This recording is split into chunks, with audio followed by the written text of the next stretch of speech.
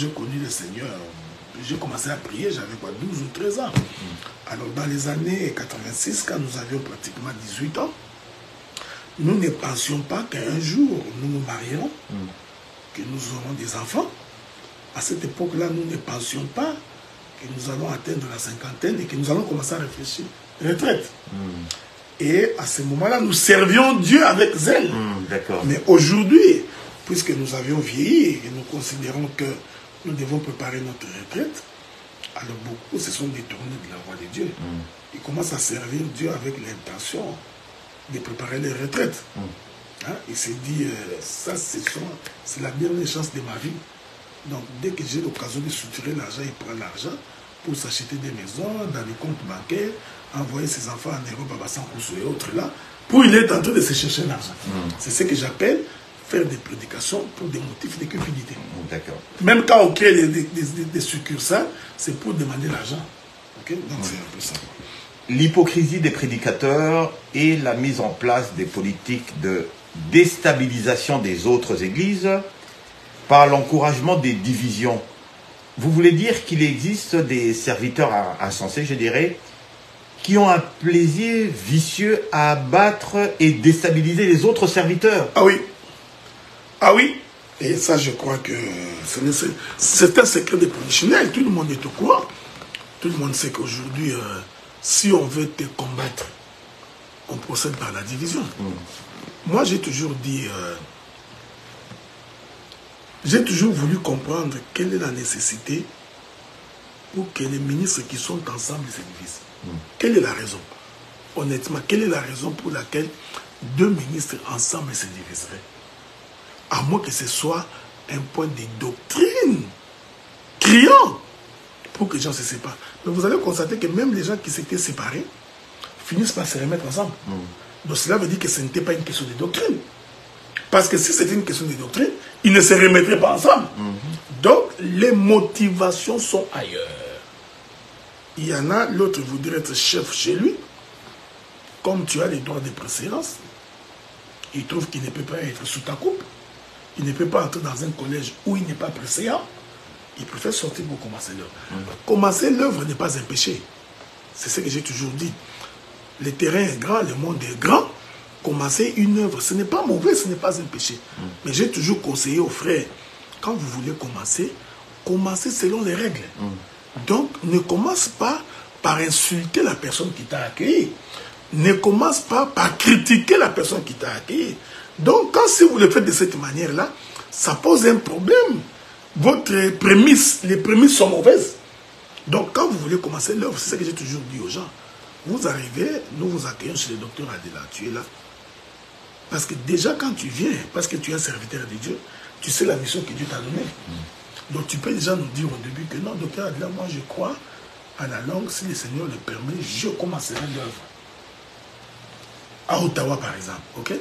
Donc jusqu'à ce que nous, pendant que nous sommes en train de t'accueillir là, nous savons déjà que le frère commencerait l'œuvre quelque part. Maintenant, tout le temps que nous travaillons ensemble, nous te préparons pour que tu ailles préparer, commencer l'œuvre. Pour que le jour où tu quitteras, que tu quittes en bonne et due forme. C'est-à-dire que nous nous mettons debout, nous annonçons, voici le frère va partir, nous avions trouvé un endroit. Même quand vous partez, nous vous accompagnons. Parce que le début est toujours difficile. C'est-à-dire que nous pouvons faire en sorte que, puisque vous commencez, nous prions le matin, nous allons te demander, regarde, commence l'après-midi. Ça va nous permettre, quand nous finissons ici, nous pouvons prendre tous les groupes de chantres, les envoyer pour qu'ils te soutiennent dans l'œuvre. Mais pourquoi doit-on commencer l'œuvre de Dieu dans des discussions, dans des divisions, dans des insultes? C'est ça qui est mauvais. Pourquoi doit-on commencer l'œuvre en divisant l'église qui t'a accueilli? Pourquoi tu recruterais là où on t'a accueilli? C'est ce que j'appelle, moi, nous corrigeons, nous disons ces choses pour que nous corrigions dans l'avenir. Donc, le terrain est grand, vous voulez commencer l'œuvre, oui. Vous aurez besoin de quelqu'un qui était sur le terrain, qui va te dire, voilà de quelle manière on procède. Et nous pouvons te dire, va là-bas, va à gauche, et nous soutenons. Et à ce moment-là, il y aura collaboration entre les églises sœurs.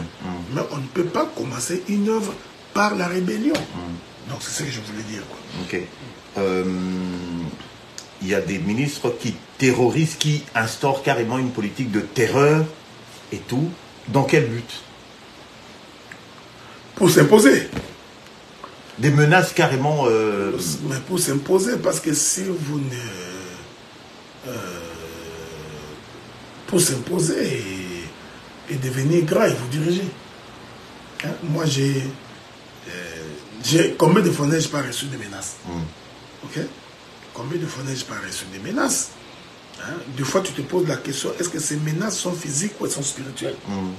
Sur la manière dont on en parle, tu te poses la question, est-ce que c'est spirituel ou c'est physique? Bon, sur le plan spirituel, je sais déjà qu'ils vont échouer parce que nous prions le Seigneur.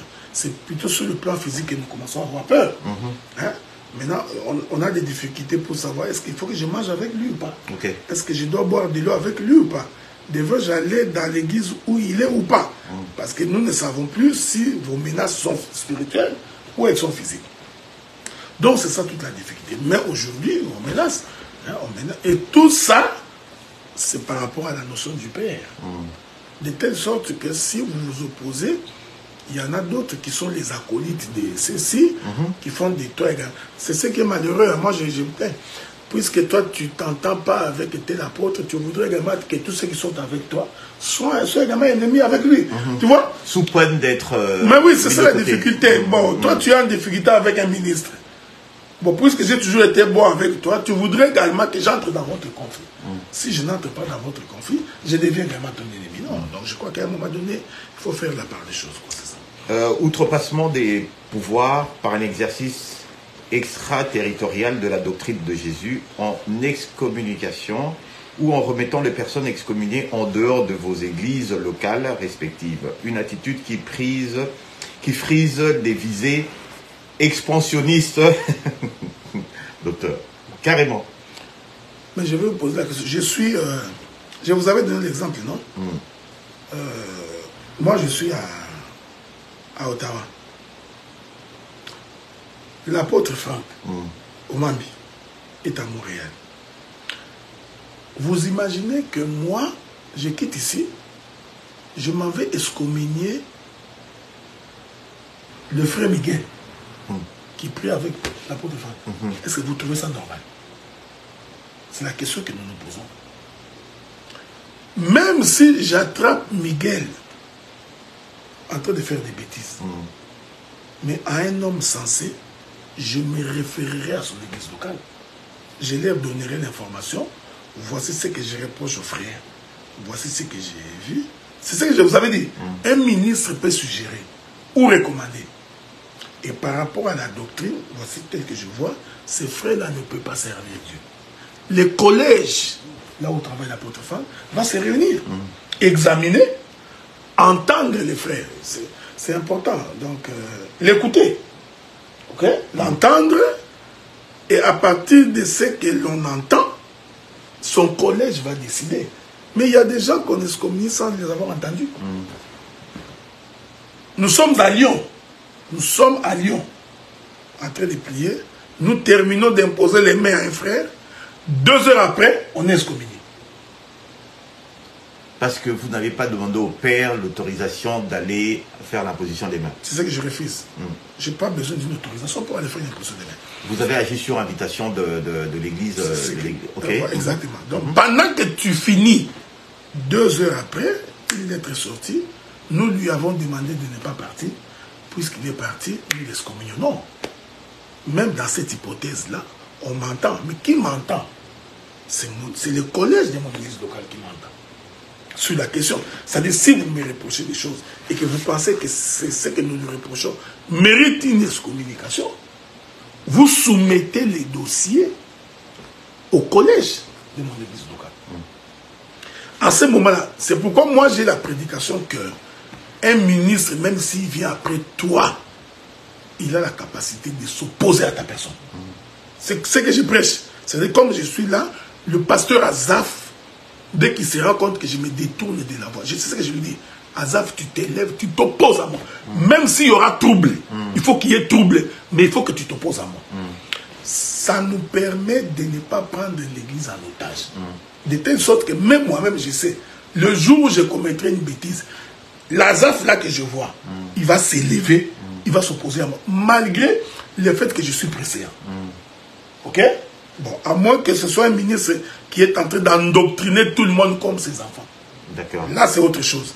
Mais nous prêchons que lorsque nous nous écartons de la voix de Dieu, le pasteur Marcel va s'élever. C'est ce que je lui ai dit. Tu t'élèves, tu t'opposes à moi. Même si ça va demander qu'il y ait réunion de tout le monde, on va s'asseoir. Vous ne pouvez pas fermer les yeux quand je fais des dérapages.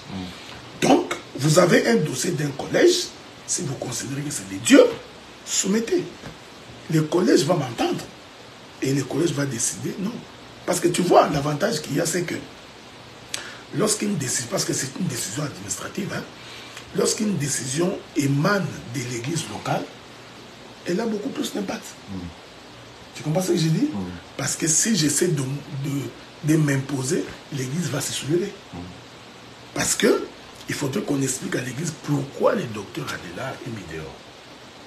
Et quand tout le monde comprend les biens fondés de cela, même moi-même, j'aurai des difficultés pour rentrer. Parce que je serai confronté à une réalité que tout le monde est au courant. Et cela fera en sorte que je puisse me repentir. Mais si l'église locale n'est pas au courant, vous voyez que votre manière d'agir est contre la doctrine. C'est ce que je suis en train de dire. C'est-à-dire qu'on voudrait imposer une ligne à des ministres que vous n'avez pas encadrés, dans une église que vous n'êtes pas dans ce collège-là. Je voudrais prendre un exemple concret. J'ai communié un ministre qui est à Kampala, par exemple. Mais les frères de l'église de Kampala, ils ne me connaissent même pas. Ils vont se poser la question, qui est cet homme ici? Qu'on ne connaît pas, qu'on n'a jamais vu. Qui est ce communié un ministre ici? C'est ça la difficulté, mon frère. Et admettons que la faute constatée, justement, qui nécessiterait une excommunication, a été de nature que la personne, le ministre s'est livré à des actes d'impudicité, il semblerait qu'il existe maintenant dans certaines églises une certaine fraternité qui fera que ces gens-là vont couvrir justement la faute. C'est parce qu'ils sont tous dedans. Ok.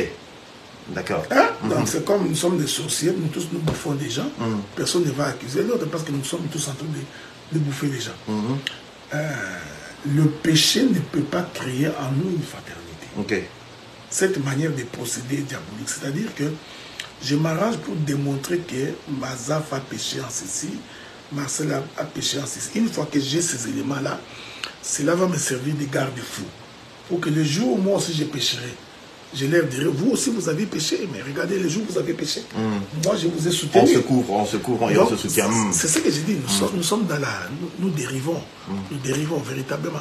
Donc c'est ça, on se couvre mutuellement dans les péchés.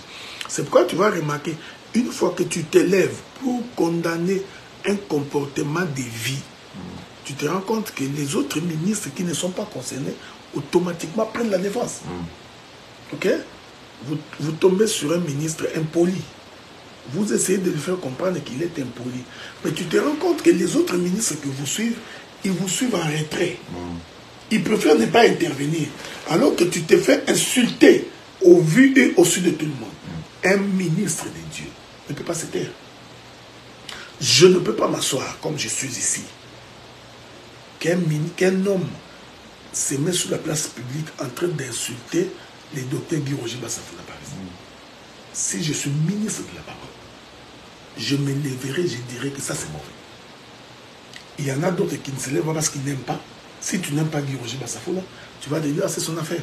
Qu'on fasse de lui ce qu'on veut. C'est une mauvaise attitude. Ou alors, comme tu es impoli comme celui qui est en train d'insulter, tu refuses également. Moi, je suis étonné, il y a des ministres qui ont peur des frères et des sœurs impolis. Non. Quand quelqu'un est impoli, on lui dit qu'il est impoli. D'ailleurs, moi, j'ai pris la résolution. Dès que tu es impoli, tu es bloqué. En attendant que tu te répandes, nous allons pouvoir causer. Nous avons encore un travail à faire sur toi. Bon, surtout quand quelqu'un s'est dit déjà ministre et qu'il est impoli, il n'y a plus de salut pour un type comme ça. Qu'est-ce que vous appelez la jalousie cayenne au milieu justement de nous? Ah oui. J'aime... La jalousie... N'oublie pas que Caïn a tué son frère. Hein. C'est ce que j'ai dit, la jalousie Caïn. Mais pourquoi Caïn a tué son frère? Tout simplement parce que Dieu avait agréé l'offrande. C'est ce que nous avons aujourd'hui. Les hommes de Dieu qui ont des... Parce qu'il y a la grâce supérieure. Même quand nous sommes ensemble comme ça, nous n'allons pas tous prêcher de la même manière. même si tu es docteur comme moi, nous ne prêchons pas de la même manière. Chacun de nous a la grâce qu'il a reçue de Dieu. Nous pouvons nous retrouver dans une salle. Ce n'est pas étonnant que tout le monde vienne vers le docteur Adela. C'est une grâce que nous avons. Nous avons cette grâce-là dans notre manière de présenter l'évangile. Lorsque les hommes se décident, lorsque les églises locales se décident d'inviter les gens, ce n'est pas moi. Ces gens-là vont regarder, vont dire, nous voulons écouter le docteur Adela. Alors, quand on est un enfant de Dieu, ceci ne peut pas créer en nous la jalousie. D'accord. C'est ce que j'ai dit. Donc, il y a des gens qui sont jaloux tout simplement. Pourquoi lui et pas moi? Je vais prendre un exemple que j'aime beaucoup. Le bien-aimé docteur Yannick Ouzoulua. Même si on lui reproche un certain nombre de faits. Mais moi, je ne peux pas m'élever comme ça, commencer à dire que docteur Ouzoulua ne vaut pas la peine. Parce que le travail qu'il a fait en Côte d'Ivoire, ce partage-là avec les musulmans, qui réunissait plus de 8000 personnes en ligne, 1500 dans la salle, si je n'apprécie pas ça là, je suis sorcier. C'est ce que j'appelle moi la jalousie cayenne.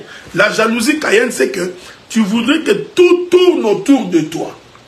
Une fois que ça tend vers quelqu'un d'autre, tu en deviens jaloux.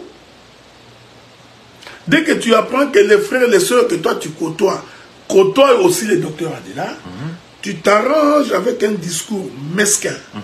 Un du haut de la chair. Détourné, oui. Même du haut de la chair ou en privé, pour que ces gens-là n'aient plus de la sympathie pour tel prédicateur. D'accord. Tu vois?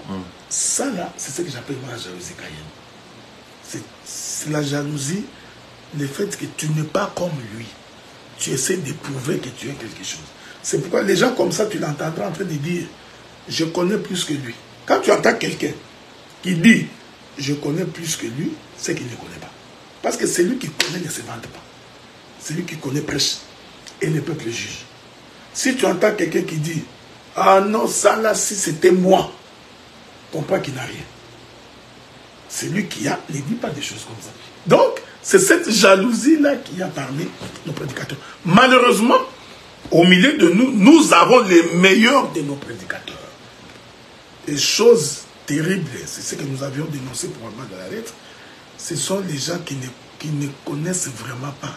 Ce sont des gens dont les étoiles ne brillent vraiment pas, qui s'arrangent pour combattre ceux qui ont les étoiles qui brillent. Okay. Malheureusement. Même les pays de Congo est fait comme ça. Les hommes excellents sont combattus par les médiocres. J'ai constaté que même dans l'œuvre de Dieu, ça devient pareil. Donc, les médiocres combattent les hommes qui excellent. Je peux témoigner de mon jeune frère, le ministre Rotela Muyinga. Rotela Muyinga, c'est quelqu'un qui s'est opposé à moi pendant des années, et farouchement. Mais aujourd'hui, je peux dire, sans jalousie, qu'il est parmi le meilleur de nos prédicateurs. Ces petits-là, permettez l'expression, cet évangéliste-là, il a ces charismes-là d'emporter la foule. C'est un ministre, je suis sûr que partout tu les jetteras. Il a la capacité de rassembler les gens. Ouais. Nous avons le docteur Dounia, qui est un jeune aussi. Vous allez voir que des gens comme ça, on ne leur donne pas la promotion. Nous avions créé un groupe qu'on appelle les chirurgiens. Ce groupe-là réunit les meilleurs de nos prédicateurs. Ça, j'ai dit, les meilleurs. Pas tous, mais le groupe n'est composé que des meilleurs des prédicateurs. Toutes les prédications que vous suivez en audio que j'ai fait, c'est fait dans ce groupe-là. C'est comme là, nous sommes en train de débattre sur la mort d'Azaël. C'est un thème que si on te donne, si tu n'es pas meilleur, tu ne peux pas t'en sortir. Quand la Bible dit que tu resteras à Jéricho jusqu'à ce que ta barbe ait poussé, ça là pour l'expliquer, il faut que tu sois parmi les meilleurs. Donc, nous avons un groupe de gens comme ça, des jeunes prédicateurs, dans ce groupe-là qu'on appelle les chirurgiens, ce sont les meilleurs de nos prédicateurs. Donc, c'est-à-dire que si tu les écoutes, tu ne peux qu'ajouter des flèches dans ton carquois.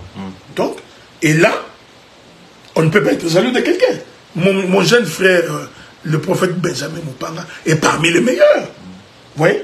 Maintenant, il se fait malheureusement, au lieu que les autres soient fiers de leurs frères. Et en apprendre. Et en apprendre, ou les encourager, ou les apprécier. Non, non, il faut les combattre. Ok.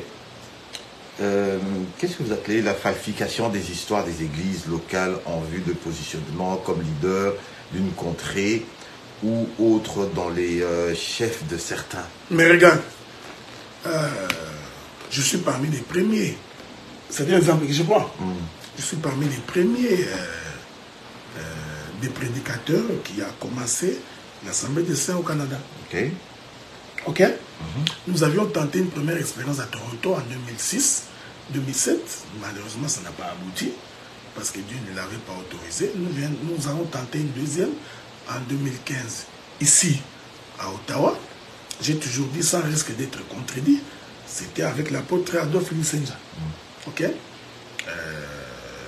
Ensuite, j'ai tenté à Montréal avec le pasteur Azaf. Donc, nous pouvons dire que, avec Azaf et les autres là, je suis les pionniers des assemblées des saints au Canada. Okay. On est d'accord, non? Ok. Alors, maintenant, nous avons d'autres assemblées, non? L'apôtre Franck a une assemblée à Montréal. Mon jeune frère Obed qui vient de commencer une autre assemblée ici à Ottawa. Supposons que 10 ans plus tard, Franck se réveille et dit que je n'ai pas trouvé Adélard au Canada. Ok, d'accord. C'est malhonnête. Obed, c'est lui qui a donné les micros à Obed pour prêcher, c'est moi. Ok? D'ailleurs, c'est moi qui ai fait sa promotion. C'est moi qui lui ai appris comment on navigue entre ombre et réalité. À supposer que demain, il a 6 membres, 7000 membres, 8000 membres, et qu'il revient pour dire que je ne suis pas celui qui a commencé en premier. C'est malhonnête. Vous comprenez ce que je voudrais dire? Donc, il y a des gens qui aujourd'hui, parce qu'il a pris une position quelconque, commencent à renier que avant lui, l'Église avait commencé. Je dis bien Assemblée des Saints. Okay. Parce que la difficulté que nous avons aujourd'hui, c'est parce qu'il y a d'autres églises qui étaient des groupes de prière.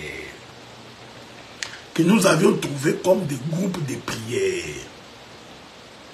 Et les ministres des Assemblées des Saints sont arrivés pour transformer le groupe de prière en Assemblée des Saints, en abandonnant la fausse doctrine. Donc tu ne vas pas dire quand vous étiez groupe de prière, vous étiez Assemblée des Saints. Ok. Ok? Ok. Donc, c'est comme qui dirait j'ai été catholique. Est-ce que je dois remonter jusqu'à chez les catholiques? Non. Donc, quand est-ce que vous êtes devenu Assemblée des Saints? Quand est-ce que vous avez commencé à écouter l'évangile éternel? Et qui vous a appris? On ne falsifie pas l'histoire. Ok. Ok? Donc, c'est cela quoi. Pourquoi est-ce qu'on refuserait à un excommunié le pardon? Ça, c'est aussi c'est la plus grande difficulté que nous avons aujourd'hui. On refuse à l'excommunier les pardons parce qu'on a peur de l'excommunier. Hein? Donc, on aura l'occasion d'en parler parce que j'ai fait une analyse que... Est-ce que ça serait parce que, bon, on l'a excommunié pour de mauvaises raisons? Mais oui, bien sûr, regarde. Non, peut-être pas, peut-être pas. Peut-être pas. Il est possible que l'homme ait péché. Oui. Mais quand l'homme est péché, quel est le souci de Dieu? Qu'il se répande. Alors, si l'homme se répand, pourquoi vous allez lui empêcher de... Pourquoi vous l'empêcherez de retourner? Ok? Est-ce qu'on l'empêche de retourner parce qu'on a peur qu'il vous surplante? Dans ce cas, l'œuvre de Dieu devient comme une compétition.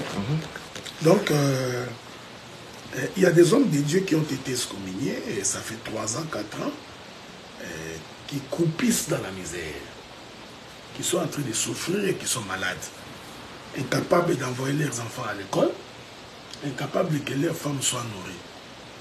Alors, des hommes comme ça, quand ils demandent pardon, on leur demande de faire des courbettes. Hein? Tu te rends compte? Donc, on voudrait t'humilier. Okay. Voilà. T'humilier pour que tu ne sois plus rien avant de pouvoir te répondre. Okay. C'est ce qui fait la peine. Hein? C'est ce qui nous fait de la peine. D'accord. On va examiner maintenant quelques pistes, parce que bon, là, on est en cours après le temps. Donc, voici les propositions ou les pistes de solutions. C'est ce que vous avez écrit, c'est ce qui est écrit. Les solutions, selon qui? Vous, ministre de Dieu, appelé à être saint, ou M. Adela Ndaye et quelques ministres d'autres, qu'est-ce qui nous assure que vous ne voulez pas, à travers justement ces dites solutions, servir vos propres intérêts? Par exemple, une ambition de devenir, d'avoir une certaine leadership. Qu'est-ce qui nous assure que, bon, voilà, effectivement, vos solutions sont... Il y a une espèce... Parce que vous avez commencé par dire, nous ne sommes pas des donneurs de leçons, n'oubliez pas. J'ai toujours aimé... il y a une expression qu'on utilise pour le football. Tu connais l'expression? Non, allez-y. On ne change pas l'équipe qui gagne. Ok? Une équipe qui gagne, on ne peut pas la changer. Nous sommes arrivés là où nous sommes arrivés, sans passer par le manigance. Moi, le docteur Adela, je suis arrivé là où je suis aujourd'hui, sans utiliser les chemins détournés. Je suis réputé de par l'enseignement. Aujourd'hui, si les gens me connaissent, ils ne me connaissent pas pour autre chose, si ce n'est que par l'enseignement. Donc, pourquoi aujourd'hui, nous allons utiliser des chemins détournés pour être hissés quelque part? Hein? Je ne pense pas à cela. On n'est pas né pour mourir et disparaître dans la nature. Ça, je voudrais encourager les frères qui nous écoutent. Il faut avoir des ambitions avec Dieu. Et il ne faut pas que votre nom disparaisse dans les oubliettes. Quand tu as la promesse de Dieu, la promesse de Dieu va s'accomplir. Mais celle-ci s'accomplit en observant la voie de Dieu. Donc aujourd'hui, moi, le docteur Adela, je suis ce que je suis arrivé grâce à Dieu. Et je le suis de par l'enseignement. Il n'y a pas autre chose. J'ai passé mon temps dans l'enseignement. J'ai passé mon temps à lire la Bible. J'ai passé mon temps à méditer. J'ai investi de mon argent pour l'œuvre de Dieu. Ok? C'est ce que j'ai entendu. J'ai entendu un homme qui disait que pourquoi c'est toujours toi, pourquoi c'est toujours toi. Je leur ai dit non. Parce que moi, j'ai investi pour l'œuvre de Dieu. D'accord. Ok? Même quand j'ai fait un déplacement, moi j'ai des invitations. Je vais aller à Lyon. Il y a une église qui m'a appelé, qui n'est pas une assemblée de saints. Il faut te proposer la question. Je ne leur ai pas dit de m'acheter un billet d'avion. Ok? Je leur ai dit, je viens. Donc, je prends de mon argent, j'investis. Donc, c'est comme ça que je vois les choses. Donc, premièrement, ce n'est pas ça qui nous motive. Deuxièmement, il n'est pas question de débarquer quelqu'un pour que nous nous mettions. Ok? Je disais à un frère que je suis devenu citoyen canadien. Moi, je suis canadien. Ça fait une quinzaine d'années depuis que je suis devenu canadien. Donc, je ne mourrai pas au Congo. Si je meurs au Congo, c'est parce que j'ai voulu. Mais honnêtement, je n'ai pas l'intention d'aller mourir au Congo. Donc, si je meurs, je mourrai certainement au Canada. Je serai enterré au Canada comme un Canadien. Donc, même dans mes prévisions, je ne prévois pas rentrer au Congo. Hein, je n'ai pas l'intention de rentrer au Congo pour aller m'installer au Congo. Ça, je n'en ai pas l'intention. Bon, à moins que l'on m'appelle pour devenir ministre des Finances, peut-être que je vais y aller. Ok? Bon. Ne me critiquez pas, ne vais faire la politique. C'est une façon de parler. Donc, soyez rassurés, nous ne sommes pas à la recherche d'un leadership. Et puis moi, j'ai toujours cru que le leadership ne se trompe pas. Et si tu l'as dans les sangs, tu l'auras. Les gens viendront sans discussion, c'est ça. Et aussi, mon bien-aimé Sam, il faut préciser que ce n'est pas moi qui ai écrit la lettre. Okay. Donc cette lettre-là, c'est un débat, c'est un concours, c'est un travail de plus de 80 ministres. D'accord. Okay? C'est comme j'avais dit au début. Donc, c'est plus de 80 ministres qui ont ensemble débattu de toutes ces questions. Et quand arriva le moment de signer la lettre ouverte, il y en a une trentaine qui ont désisté. Volte-face. Ils ont fait volte-face, mais nous avons compris pourquoi ils ont fait volte-face. Il y en a d'autres qui ont des difficultés de faire des affronts. Ok. Hein, il y en a d'autres... Des lâches. Je préfère ne pas dire des lâches. Il y a une certaine lâcheté quand même. Il y a quand même une idée de lâcheté là-dedans. Bien. Ça, c'est les frères Sam. Ben, bien sûr, parce que, écoute, c'est ce qui permet justement à ces ministres, je dirais pas barbares, de pouvoir être autoritaires. Vous allez voir que dans les mots que nous avions soulevés, il y en a aussi beaucoup qui ont fait des alliances. Ok. Ils sont dans des alliances humaines. Alors, il sait que si tel ne parle pas avec tel, je ne peux pas m'afficher avec lui parce que j'ai peur. Je vais donner un exemple. C'est l'exemple qui me concerne. Vous savez, lorsque la lettre Mescomignan a été écrite, ça c'était un secret de Polichinelle, c'est une lettre qui a été écrite par le pasteur Bruno et par le docteur Moustapha. Ce sont les deux qui ont écrit la lettre. Quand cette lettre-là a été écrite, je ne peux pas vous citer le nombre de ministres qui m'ont appelé pour dire qu'ils n'étaient pas d'accord avec ça. D'accord. Ok? Mais je t'informe que de toutes les personnes qui m'ont appelé pour déplorer cette attitude, il n'y en a que 2 qui se sont affichés, qui ont carrément dit nous ne sommes pas d'accord avec ce que l'on a fait au docteur Adela. Ok? Mais le nombre de ceux qui m'ont appelé en privé, c'est plus d'une centaine. Tu comprends ce que je dis? Donc, pour ne citer que celui qui s'est levé pour contester officiellement, c'était l'apôtre Jean-Claude Kassoy. Tu vois? Mais tous les autres n'étaient pas d'accord, mais ils ne s'étaient pas affichés. Est-ce de la lâcheté? Non. Chaque ministre, il a ses combats. Moi, je suis un ministre, je n'ai pas peur du combat. Je disais à un frère, nous mourrons sur le champ de bataille. Si c'est pour l'évangile, eh bien vous allez me tuer. Mais me fermer la bouche, c'est une chose qui n'est pas dans mon vocabulaire. Donc, il y a des ministres qui ont cette capacité, qui ont cette force de dire tout haut ce que tout le monde dit tout bas. C'est comme moi. Donc, moi, j'ai l'habitude de toujours dire ce que je pense sans faire de politiquement correct. Donc, même quand nous mangeons ensemble et nous discutons, je te dirais, mais de là, devenir l'ennemi de quelqu'un, ça, je ne le ferai pas. Donc, les ministres qui n'ont pas signé la lettre, moi, je préfère dire qu'ils ne sont pas lâches, je préfère seulement dire qu'ils n'ont pas la force de commencer le combat.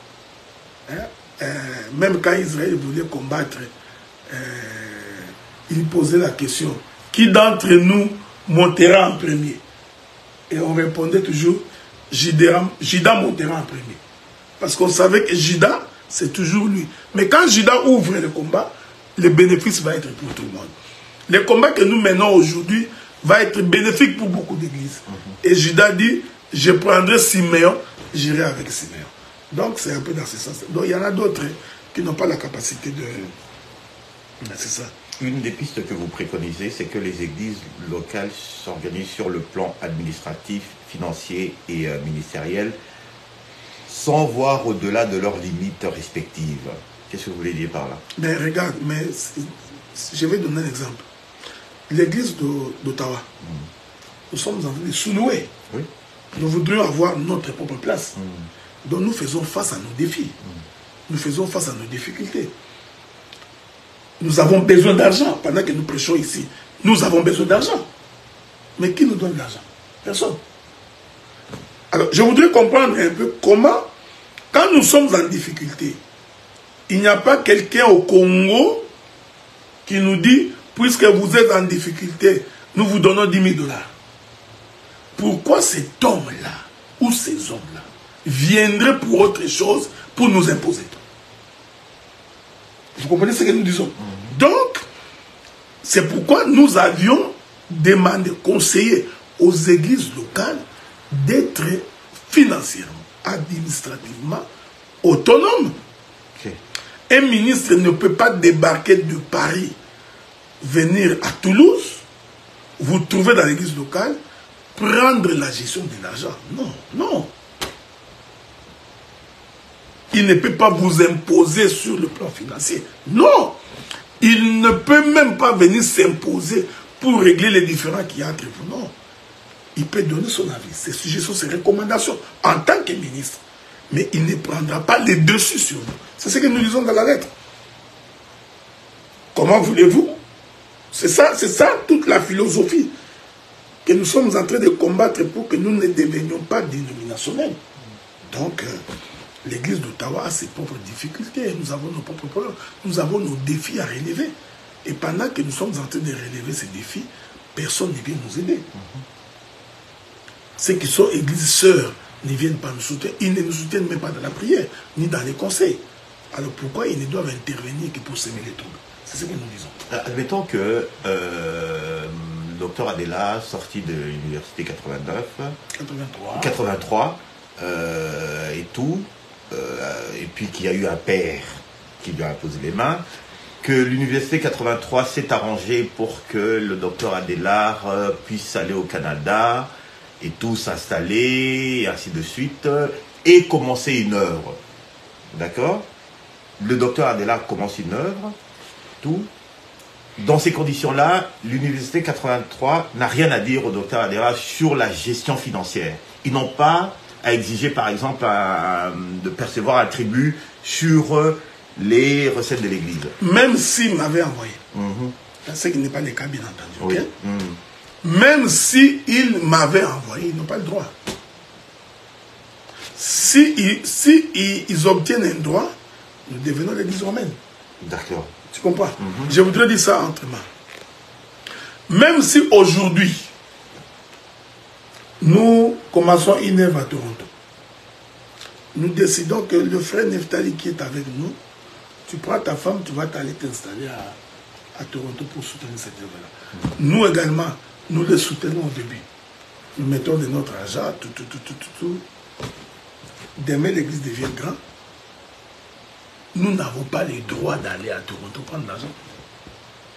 Et Neftali n'a pas le droit de nous donner quelque chose comme si c'était un droit qu'il faut que chaque mois que j'envoie $1000 d'opérateur. Vous voyez, c'est ça les assemblées de saints. Par reconnaissance, il peut faire un geste, mais pas par obligation. Donc, les églises locales, financièrement, sont autonomes. Je vais donner un exemple. Juste un instant, docteur. L'église d'Ottawa voudrait pouvoir déménager et tout ça. Ils nous font un certain montant et tout. L'église de Montréal ne peut pas intervenir pour nous soutenir. Si, nous ferons la demande. Ok. Mais nous n'allons pas exiger. Ok. Si, parce qu'eux aussi, ils ont leurs besoins. Ok. Si eux décident que nous n'avons pas l'argent pour donner, moi, je ne peux pas dire. Bon, ça, c'est moi. Malheureusement, moi, je suis dans les deux côtés. Moi, je ne peux pas dire, puisque c'est moi qui ai commencé l'œuvre ici à Montréal, que vous le vouliez ou pas, donnez-nous l'argent. Vous allez donner l'argent. Ok. Ok. Je vais leur dire, nous avons besoin d'argent. S'il y en a, aidez-nous. De la même manière, vous savez, il y a des instruments à Montréal qu'ils utilisent qui viennent d'Ottawa. Ok. Ok. Donc, nous leur avons cédé nos instruments. Parce que nous avions dit, l'église sœur, nous avons d'autres instruments, on peut utiliser là-bas. Mais les jours où nous serons en difficulté, on peut faire la demande. Pour dire, nous sommes en difficulté, faites-nous une collecte, donnez-nous $1500 ou $2000. Ok. C'est ça. Okay. Que les frères aînés restent dans leurs églises locales et fassent la promotion de leurs églises, tout en restant disponibles à devoir aider les autres ministres si seulement ces derniers font la demande. Ok, c'est ce qu'on vient d'aborder, quoi. Accepter de mettre fin aux notions de contrée et de lignée, car on est une famille par la parole et non par nos origines ethniques et tribales.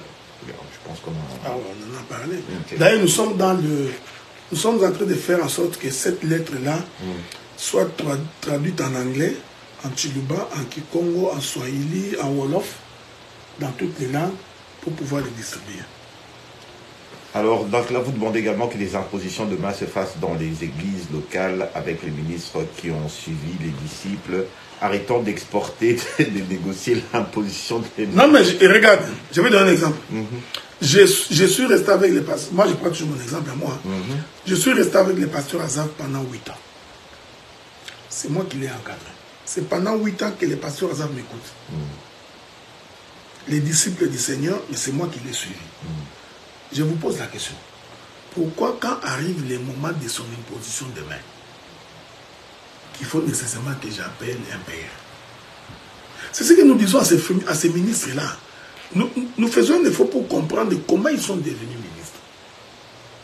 Toi, tu es à Kinshasa, à Kingasani. Tu formes un disciple pendant des années. Arrive le moment de la reconnaissance ministérielle. Toi, tu te retires. Tu appelles notre pasteur. Je prends un exemple. Tu appelles le pasteur Bruno, par exemple. Qui vient imposer les mains à quelqu'un que lui ne connaît pas.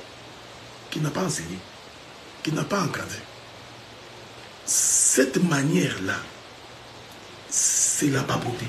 C'est l'esprit. Tu vois l'esprit là? Et quand il arrive, le Père est arrivé.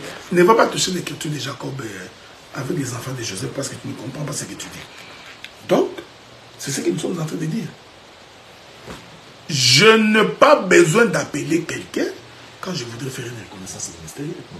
J'informe les autres ministres. Et ils n'ont pas d'avis à donner pour dire que, à moins que ce soit un problème de comportement, que je ne suis pas au courant. Donc, je voudrais aller imposer les mains à quelqu'un que j'ai formé qu'est-ce que je prendrais à Bordeaux, par exemple. Que moi, j'ai formé. Pourquoi je vais demander l'avis de quelqu'un? Je peux informer quelques ministres dans la contrée que je serai à l'église de Bordeaux pour une imposition des mains. Vous venez pour assister, m'accompagner.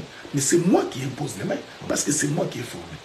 Mais je ne peux pas dire, ah, bon, puisque le docteur Moustapha est là, bon, moi, je vais me retirer pour qu'il les fasse. Non, ça, c'est n'importe quoi. Admettons que, effectivement, vous avez formé, le pasteur Azaf pendant des années.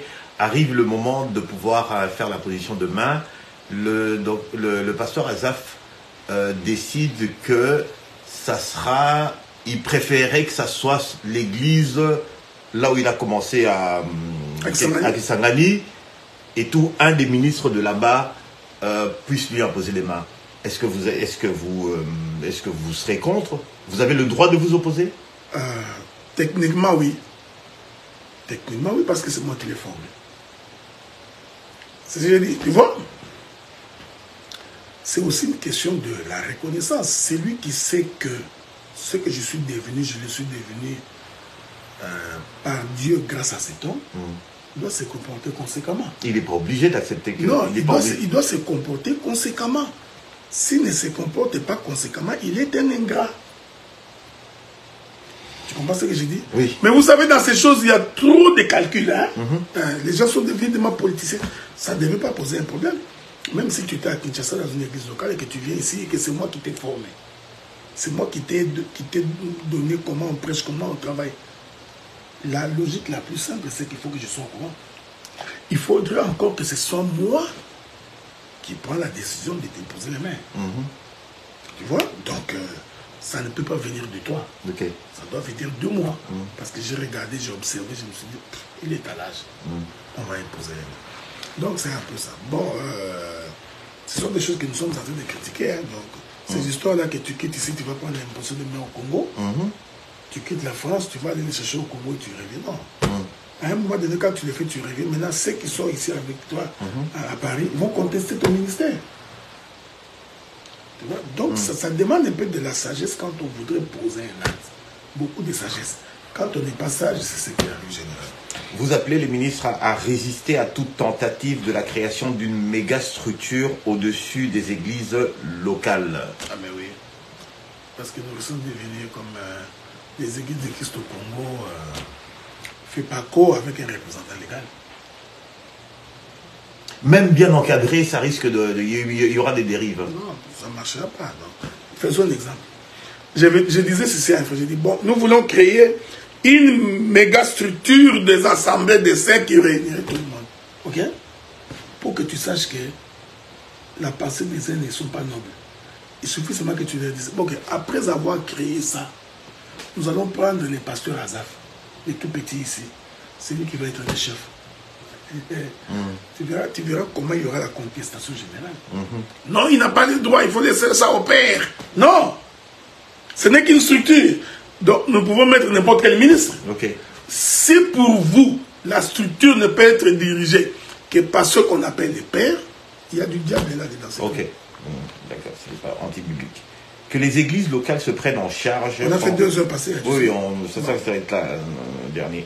Que les églises locales se prennent en charge en réglant eux-mêmes leurs problèmes, arrêtant de faire appel exclusivement, ouais, bon, heureusement que vous avez dit ça, exclusivement aux prétendus pères pour régler vos différends. On parle même de la vie de tous les jours, des différends de tous les jours, un couple qui a des problèmes et tout ça, et puis vous allez appeler quelqu'un de l'externe. Ça, c'est mon point de vue. Le ministre est un homme sage. Ok. Dieu ne peut pas t'établir ministre s'il ne t'accorde pas la sagesse. Alors, je veux savoir, comment dans une église où il y a plus de 3 ministres et qu'il y a un différend, vous êtes incapable de trouver la solution par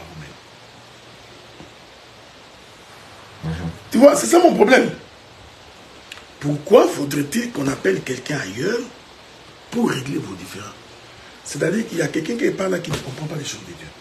Alors nous encourageons les églises de faire en sorte que si vous avez des différends, trouvez la solution entre vous. Au lieu de faire appel à Saint-Été Saint-François. Donc tu vois.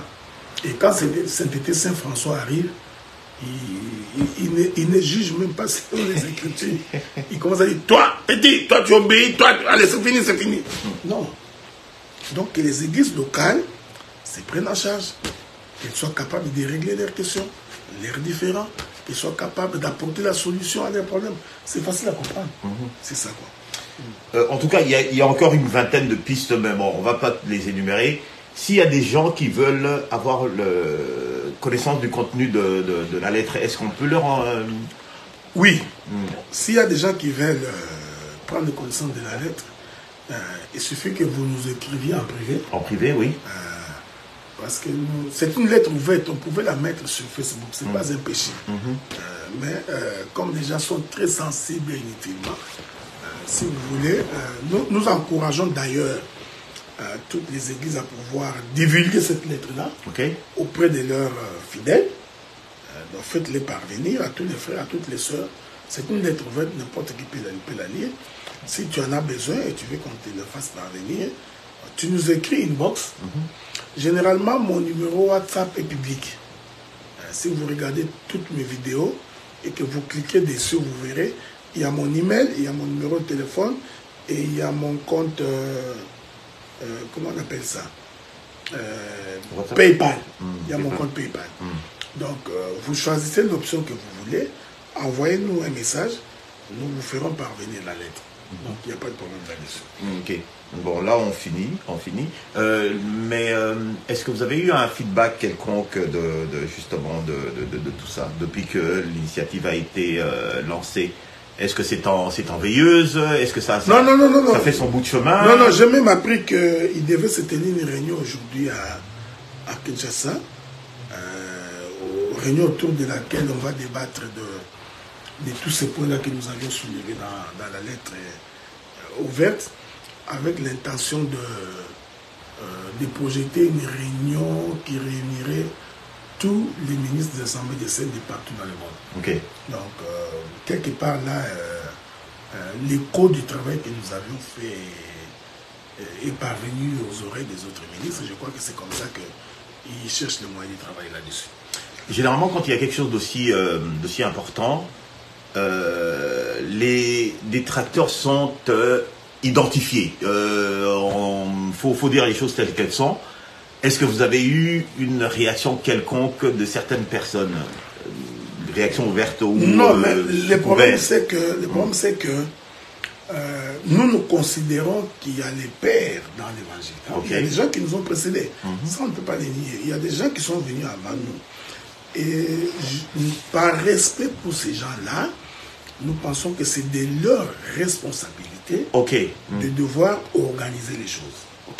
S'il y a encore des apôtres, j'aime ça, s'il y a encore des apôtres dans cet évangile, ils doivent mettre de l'ordre. Ils ont l'obligation. De mettre. Un apôtre ne peut pas se taire quand il y a des dérives. Donc, par la lettre que nous avions écrite, notre souci était d'interpeller les aînés, interpeller les pères, interpeller les apôtres. pour voir, dans la mesure du possible, comment nous éviter que nous devenions dénominationnels. D'accord. C'est ainsi, chers amis, que se termine cette émission. Alors, si vous avez des questions, parce que je suis persuadé que bon, il y a des questions ne manquent pas. Comme a dit le docteur, vous pouvez lui écrire en privé et ne vous inquiétez pas, il vous répondra à la mesure du possible. Ceci dit, docteur, est-ce qu'il y a une annonce quelconque Oui, bien sûr, bien sûr. Donc, bon, d'abord, je voudrais d'abord vous remercier de nous avoir suivis. Faites une large diffusion de cette émission. Il y a une lettre ouverte que nous avions écrite. Dans la lettre, nous nous remettons nous-mêmes en question. Nous y apportons la correction sur nos erreurs. Et dans la lettre ouverte, nous interpellons également les autres ministres pour qu'ils mettent la main dans la pâte. Donc, comme je disais, si tu as besoin de la lettre, faites-nous savoir, on vous le fera parvenir. Ça, c'était un fait. Deuxième élément, nous serons en Europe d'ici 3 semaines. Okay. Donc,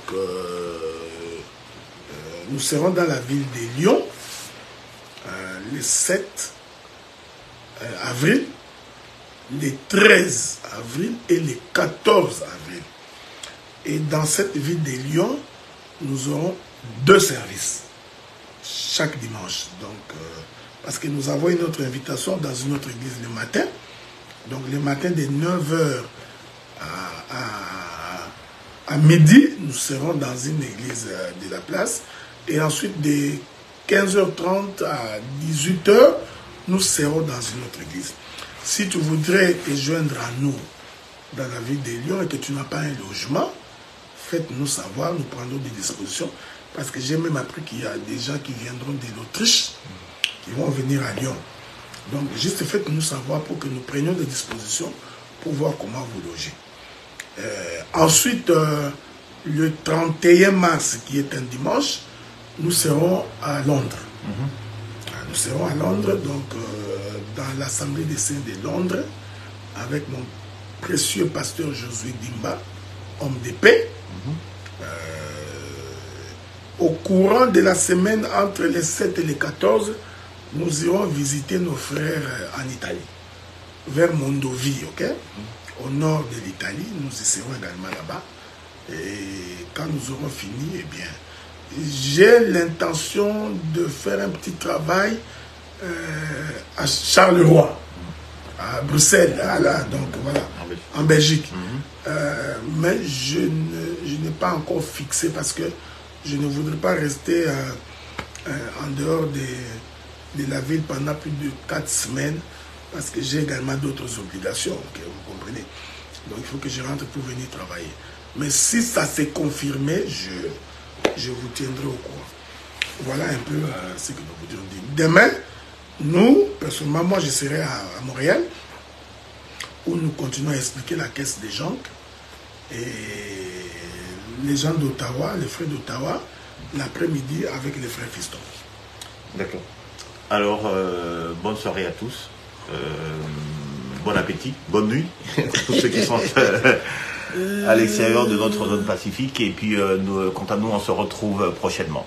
Alors que Dieu vous bénisse. On va quand même écouter